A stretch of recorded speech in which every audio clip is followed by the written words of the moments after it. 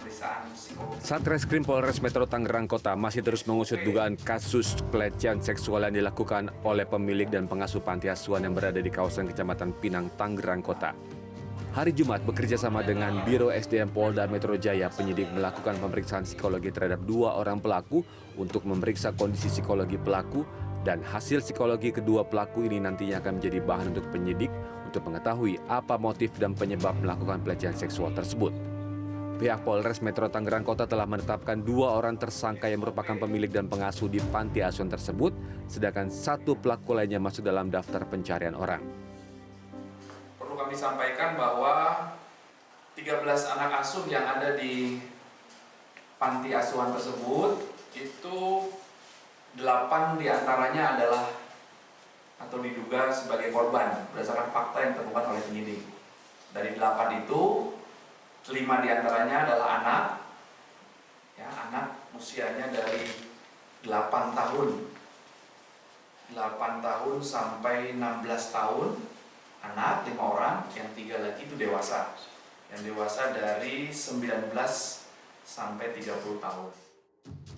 Sebelumnya, Kementerian Sosial dengan didampingi KPAI meninjau langsung lokasi TKP di Kunciran Indah, Pinang Kota, Tangerang, Banten, Selasa pagi.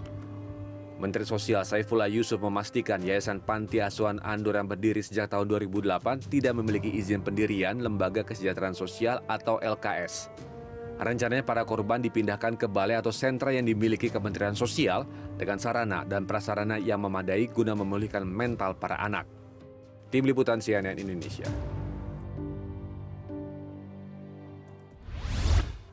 Dan untuk membahasnya kami sudah terhubung lewat Zoom dengan Kepala Dinas Sosial Kota Tangerang, Bapak Mulyani. Selamat sore, Pak Mulyani. Selamat sore, Mbak Sasa. Baik, Pak Mulyani, jumlah korban, informasi terakhir yang kami dapatkan ada 7 dan ada kemungkinan untuk bertambah informasinya. Apakah bertambah atau tetap 7 atau seperti apa konfirmasinya? Kalau yang ini nanti pihak kepolisian yang punya kewenangannya. Baik. Saat ini kondisi korban seperti apa, Pak? Dari 7 atau beberapa anak yang ada di panti asuhan, karena kabarnya sudah ada yang dibawa pengawasan Dinas Sosial Kota Tangerang. Iya, jumlah anak yang diduga korban yang dibawa ke Rumah Perlindungan Sosial Dinas Sosial pada tanggal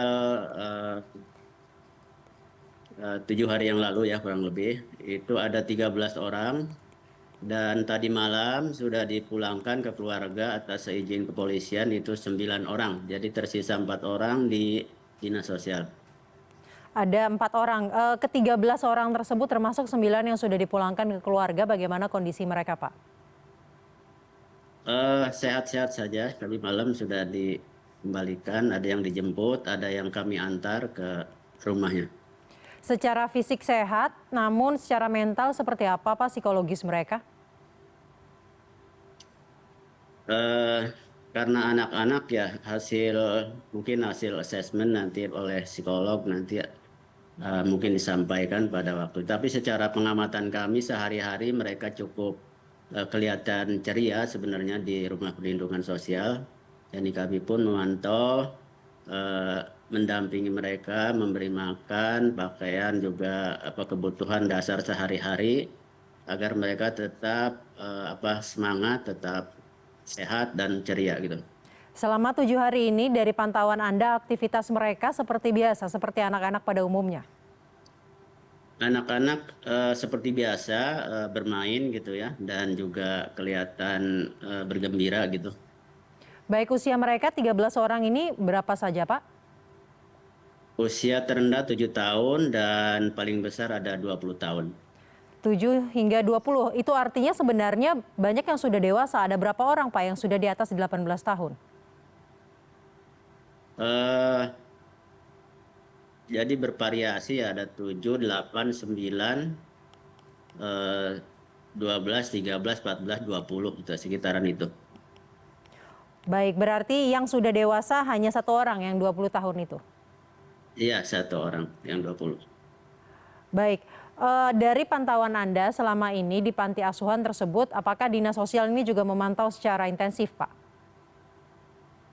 Iya betul, kami setiap hari ada petugas, ada satgas untuk memantau dari sisi makanan, kesehatan, juga pendampingan bimbingan rohani, sholat berjamaah dan lain sebagainya agar mereka tetap bisa nyaman di rumah perlindungan sosial.